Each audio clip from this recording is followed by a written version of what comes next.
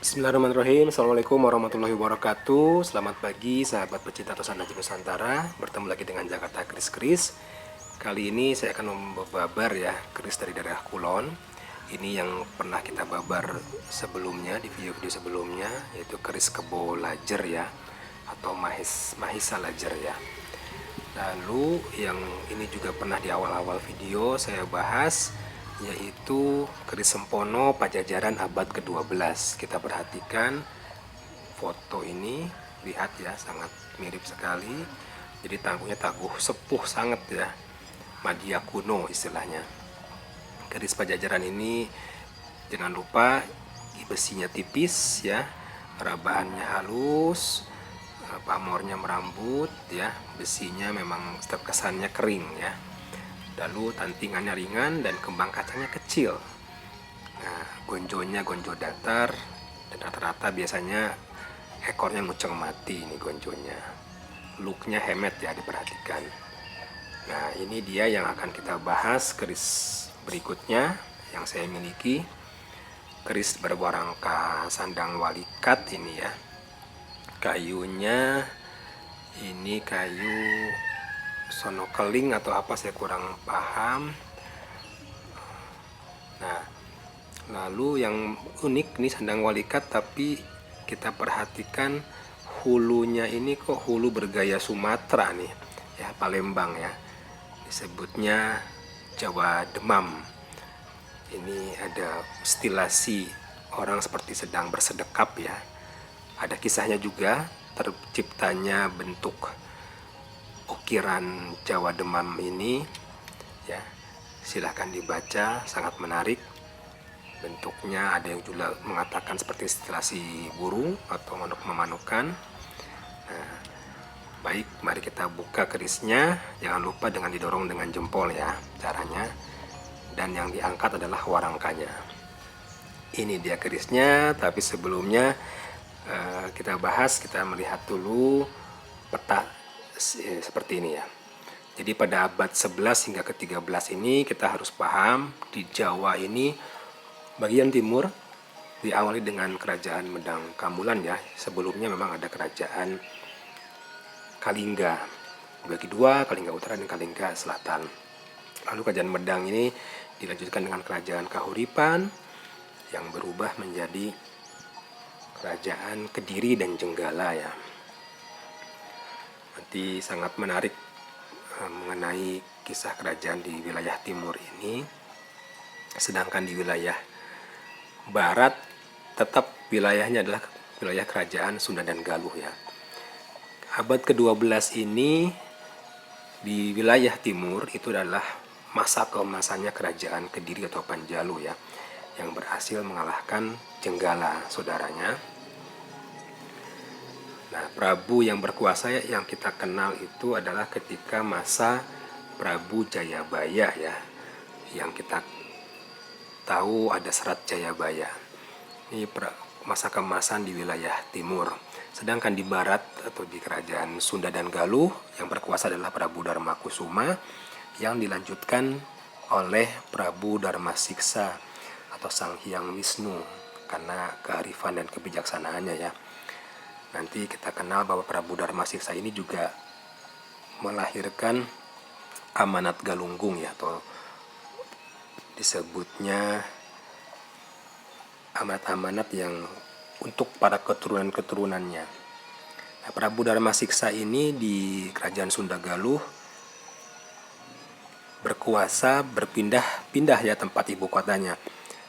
Pertama di Saunggalah Kuningan, lalu kemudian berpindah ke daerah Tasik, Galunggung ya, dan berikutnya paling lama adalah di Pakuan, Bogor ya.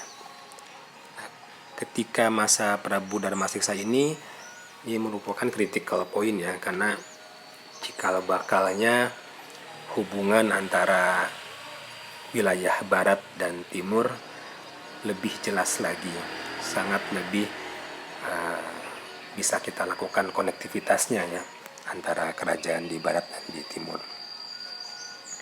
Prabu Darmasiksa ini juga memiliki 3 orang istri, tadi dari Putri Saunggalah Kuningan, dan kedua dari Putri Darmageng, Dan yang menarik yang harus menjadi poinnya adalah memiliki istri yang ketiga, yaitu dari Putri Dewi Supraba ya. Ini putri dari Kerajaan Sriwijaya atau Kerajaan Dharmasraya, kelanjutan Sriwijaya.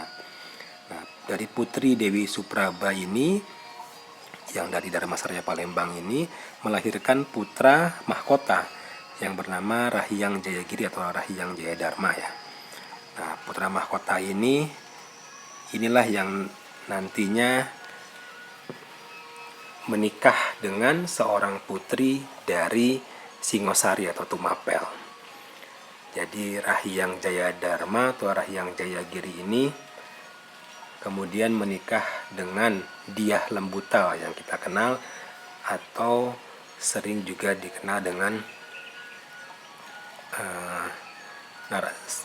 Dewi Naramurti ya, Dewi Naramurti.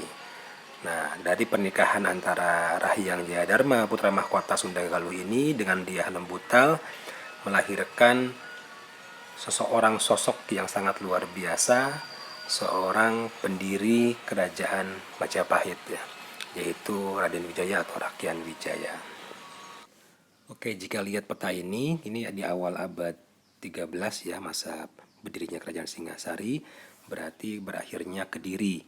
Nah, di masa berakhirnya Kediri ini dengan raja terakhirnya Sri Kertajaya, disebut-sebut dalam prasasti Galunggung di negara Kartagama dan menurut Munos bahwa beliau dan sisa keluarga dan pengikutnya itu melarikan diri ke kawasan Panjalu Ciamis ya. Jadi ini ada keterkaitan, bisa jadi bahwa Sri Kertajaya ini tidak tewas di tangan Ken Arok, melainkan melarikan diri ke Kabuyutan Gunung Sawal di Panjalu Ciamis. Nah, di Sumatera sendiri ada kerajaan Dharmasraya sebagai kelanjutan kerajaan Sriwijaya ya. Jadi teman-teman bisa perhatikan peta ini dengan baik. Sumatera ada kerajaan apa, di Jawa sedang berkuasa siapa. Lalu ini adalah peta selanjutnya setelah Singosari berakhir, berubah menjadi kerajaan Majapahit yang didirikan oleh cucunya Prabu Darmasiksa Raja Sunda, yaitu Raden Wijaya atau Rakyat Wijaya. Pada tahun 1293 Masehi ya, berawal Majapahit itu. Jadi dari awal Panjaru, terus Singasari, terus ke Majapahit. Silakan teman-teman perhatikan petanya dengan seksama. Oke, selanjutnya kita bahas kerisnya ya, supaya kita lebih mendalami lagi. Ini adalah keris bersandang walikat dengan hulu dedernya berukir Jawa Demam ya, dengan bahan gading gajah asli, stilasi seorang yang sedang mendekap ya. Nah, ini mendaknya mendak semangka ya. Jadi ini hulu Palembang, mendaknya mendak Sumateraan juga. Warangka sandang walikatnya dari kayu sono keling. Keris ini saya dapatkan dari daerah Cirebon, dari keraton. Nah, menurut beliau, keris ini dulu diantarkan oleh seseorang dari Palembang ya, diberikan kepada kakeknya di Cirebon. Oke, kita buka kerisnya. Ini dia kerisnya ya. Lihat gandik yang tinggi. Ini disebut juga dengan keris Kebo Teki atau Mahesa Teki Luk 9, karena ada yang lurus juga. Ini kebo ini dari wahana tunggangannya Dewa Rudra ya, Dewa Siwa Rudra nih. Dalam kepercayaan umat Hindu, Dewa Rudra ini mendiami di barat daya kerbau putih ya. Jadi mungkin inilah asal muasal kenapa dinamakan keris kerbau ya. Nah, gonjonya ini tinggi nih. Apakah bertangguh kahuripan jenggala? Mari kita cek detailnya ya. Jadi berdasarkan keyakinan Hindu, Luk 9 ini memang sangat-sangat berarti sekali ya, karena konsep ibaratnya konsep Trimurti ini ada 9 simbol kebijaksanaan dan kepemimpinan ya. Lalu diperhatikan juga tegak landainya wadidang ya, dengan keris pejajaran yang tempo hari saya bahas. Lihat pasikutannya, look samar, look kembaknya hampir sama, mirip ya. Tidak terlalu rengkol istilahnya kalau look kembak itu. Lalu lihat pejetannya. Pejetannya ini dangkal ya, tidak dalam dan lebih lebar. Lalu gonjonya sama-sama datar dan ekor gonjonya sama-sama nguceng mati. Ya, jadi teman-teman bisa bandingkan. Keris Pajajaran ini biasanya jarang menggunakan odo-odo ya, dan bilahnya sangat tipis, tempahan lipatnya sangat banyak dengan rabahan yang halus. Jangan lupa kembang kacangnya rata-rata kecil, membuntil gitu ya. Sangat kecil ini kembang kacangnya. Coba diperhatikan. Nah, ini sama-sama kebo, keris-keris kebo, tangguhnya sama-sama di abad 12.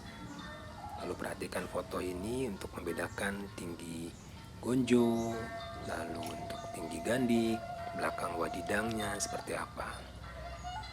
Silakan teman-teman amati. Kalau melihat dari kemiringan gandik ya, ini kemiringan gandik mirip dengan Kediri atau Pajajaran. Tapi tegaknya wadidang ini mirip Kahuripan dan Kediri. Lalu tinggi gonjo ini lebih ke Kediri, ke Kahuripan ya. Jadi memang seolah-olah campur adur ya, campur baur gitu ya. Tapi mari kita lanjutkan pembahasannya.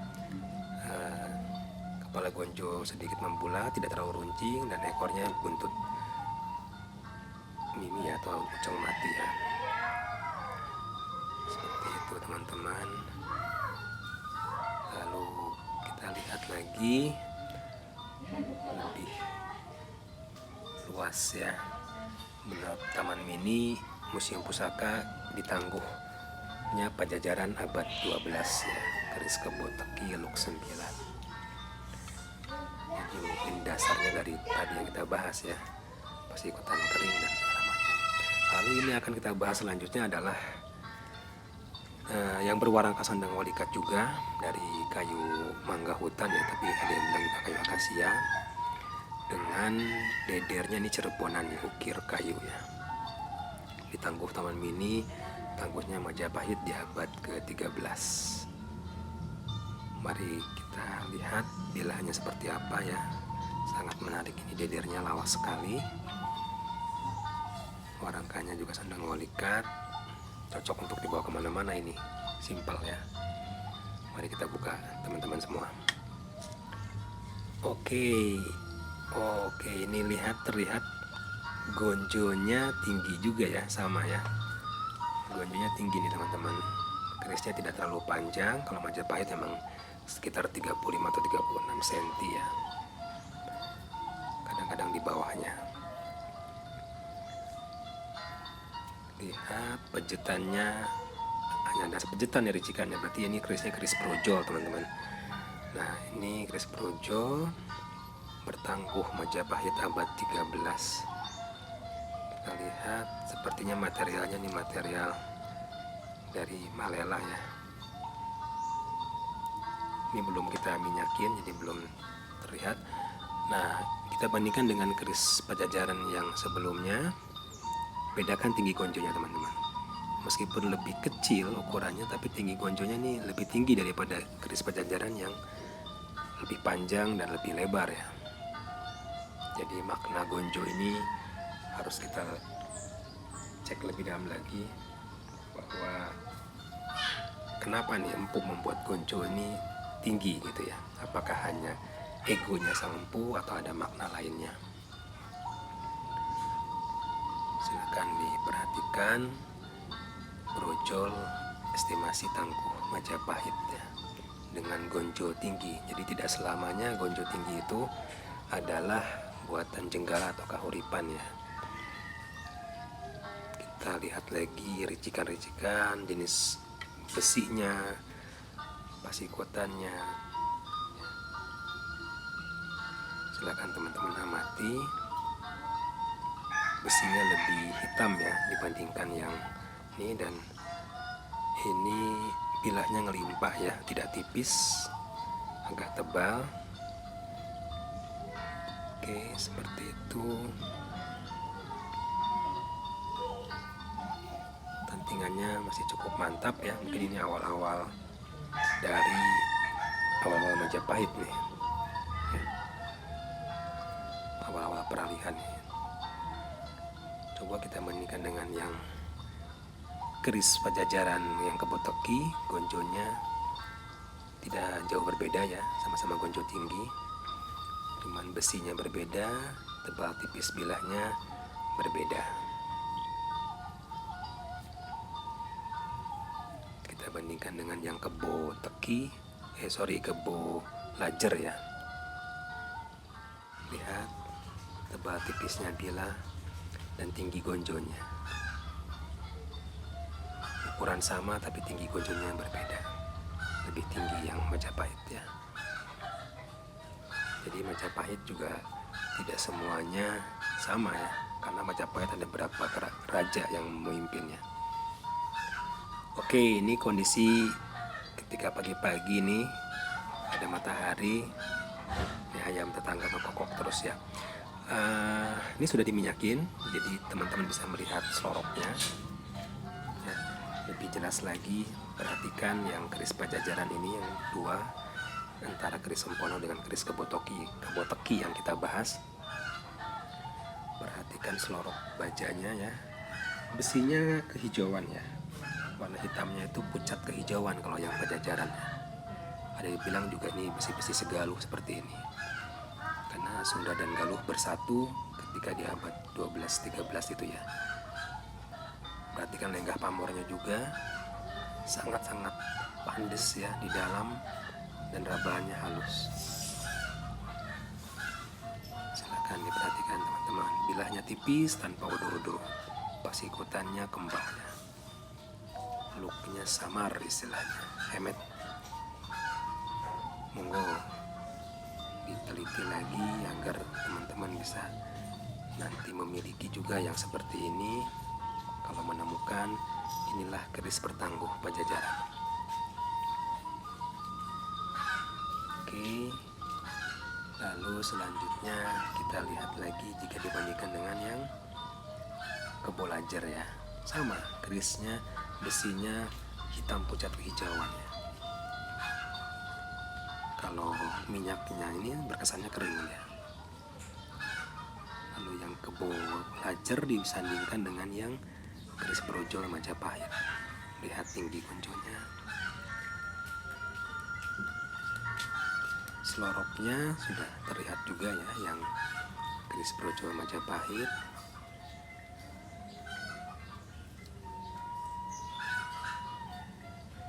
Oke, silahkan teman-teman amati nih. Tapi beda penerapan pamornya ya antara Pajajaran dengan yang Majapahit. Lebih bersap-sap nih yang Majapahit.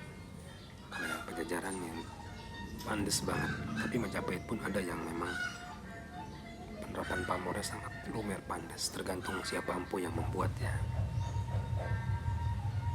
Ini kita hanya membandingkan saja contoh yang kita punya kerisnya. Oke teman-teman, selanjutnya kita babar yang khusus keris Kebotoki ini. Jadi Kebotoki ini dengan hulu deder Palembang ya, tapi kerisnya keris Pajajaran. Memang sangat unik ya. Saya peroleh juga dengan cerita yang menarik. Walau alam bisawab mengenai ceritanya, tapi sangat masuk akal sih dengan pembabaran yang tadi kita jelaskan di awal ya. Pamornya beras utah di awakan bilahnya, melambangkan untuk kerejekian ya, harapan untuk kerejekian.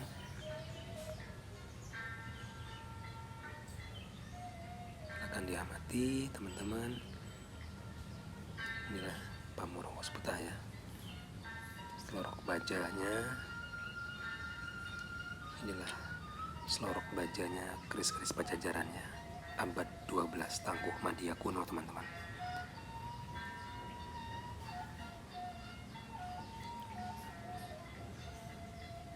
Di baliknya juga sama ya. Ini ada pamor X ya, berbentuk X skala cakra orang bilang di gonjonya. Dan masih di bagian sosoran ada pamor Rojogondolonya ya. Mahesa ada yang bilang juga adalah aturan yang kuat, ada yang bilang juga kerbau. Mahesa juga bisa berarti dewa yang agung. Mahesa juga bermakna kata, yaitu selain pengertiannya mengenai dewa siwa ya, jadi pemimpin yang hebat, dewa siwa, maupun kerbau yang kita tadi bahas di dewa siwa rudra ya. Kalau di Hindu Bali masih di perdalam nih mengenai ajaran Hindu siwa rudra ini. Itu biasanya di Pura Luhur Uluwatu kalau untuk dewa siwa rudra ya. Dan yang ini adalah keris brojol Majapahit dengan hulu deder ukir Cirebon ya, model buta ya, raksasa, kerawangan juga, lawasan, mendak biasa kuningan, pamornya pamor was utah ya, tapi besinya nih besi Malela Kendaga nih pamornya nih. Tangguhnya tangguh Majapahit awal di abad ke-13 Masehi ya. Karena dengan gonjo yang tinggi ini masih mengikuti gaya-gayanya pendahulunya, Kediri Kahuripan ya. Ini ketika kondisi foto bila masih putih ya, terlihat pasir Malela Kendaganya kuning-kuning bling-bling ya. Jadi gonjo tinggi, kita akhirnya mengetahui bahwa memberi pesan kehidupan bahwa manusia itu harus sadar akan asal kehidupannya ya. Menghormati leluhur merupakan amanat hidup. Ganjaran iku wohing laku. Pengingat bahwa empu-empu, kahuripan, Kediri itu menjadi pengingat kita ya dengan gonjo-gonjo tingginya dan diikuti oleh empu-empu selanjutnya. Terima kasih sahabat, Rahayu. Assalamualaikum warahmatullahi wabarakatuh.